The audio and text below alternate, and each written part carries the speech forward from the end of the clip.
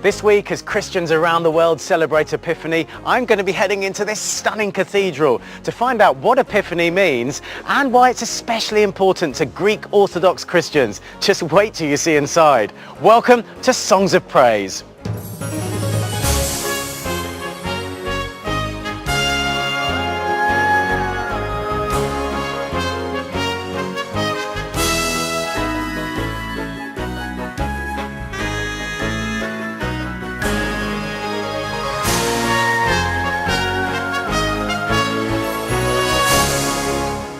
In the programme, we explain the significance of this time of year for Christians with the Reverend Rose Hudson-Wilkin. Epiphany means manifestation, the showing of Christ to all the world. We discover how children are baptised in the Greek Orthodox Church. There's a beautiful performance from Orthodox Christian Katie Melua. And a Christian astronomer explains his love of the stars. God did something unusual by putting this star in the sky.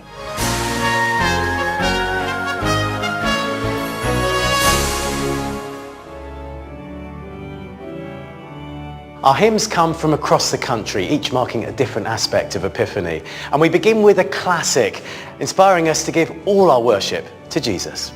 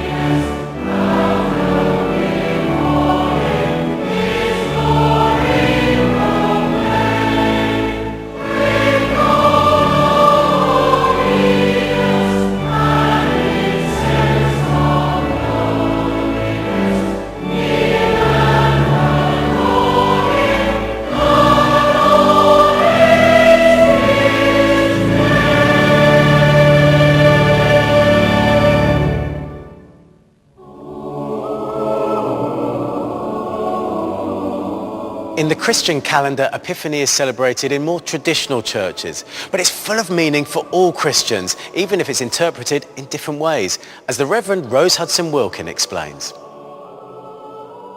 Epiphany actually means manifestation, the showing of Christ to the Gentiles, to all the world. And from the moment the Magi discovered him, it was Christ being made known, and not just to the Jewish people amongst whom he was born. Epiphany is also associated with Jesus being baptized by John the Baptist just before he starts his earthly ministry. And what is beautiful about that story is that it's a kind of affirmation by God. So we have this image of a dove descending on Jesus and the words heard, "This is my beloved Son in whom I am well pleased." I think today we can be connected to the feast of the Epiphany, the story of Christ showing to the world, by being reminded that the good news is that Jesus came to all, and not just to select groups. And of course the wise men brought gifts. They were not Jews, and so they represent Christ being shown to the world. And we today, as we celebrate the gifts of gold, frankincense, and myrrh, we're reminded of our connection to a God incarnate, a God made man who came for you and me. There are many hymns sung during Epiphany, but one which we always have is Brightest and Best are the sons of the morning.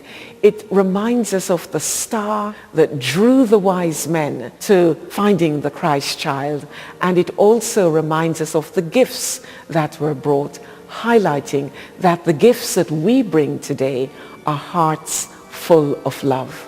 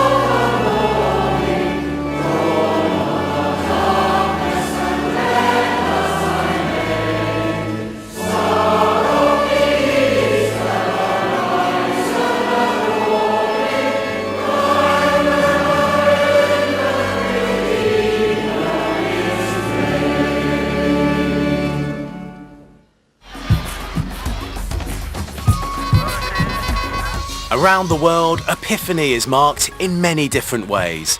Spain and Latin America celebrate the Three Kings Festival. Ethiopia's celebrations last several days. And in the Eastern Orthodox Church, in the depth of winter, Christians plunge into ice-cold water to remember Jesus' baptism. The Greek Orthodox Church has an important presence in the UK, with over 100 parishes. Welcome to our cathedral. Wow, Father Nicodemus is spectacular. This is the magnificent 19th century cathedral of St. Sophia in Bayswater in London. So why is it so ornate?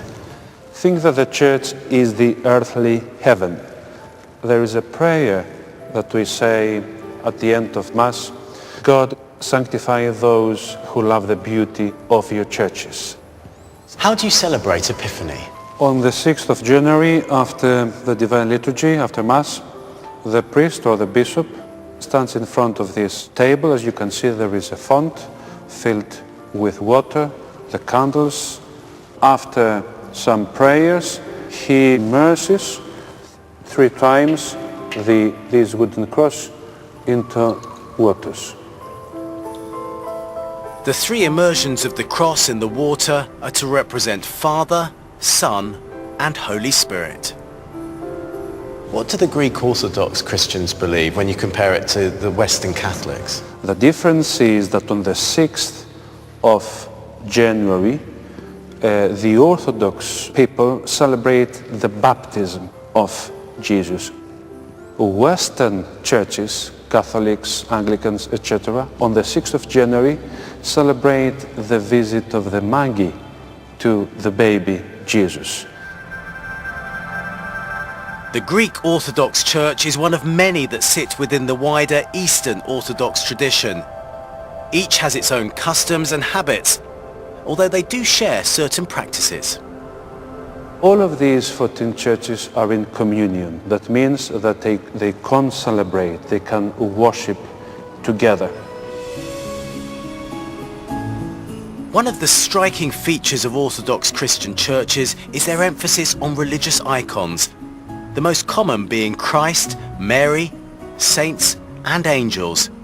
And there are plenty of examples here. This place feels special, Father Nicodemus. How do you sense the presence of the Lord here?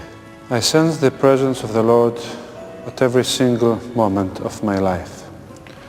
It's not necessary to be in the church or to offer a sacrament. God is always, now and forever, next to me. And this is how to be for all the faithful, for all the Christians. We live and work according to His will.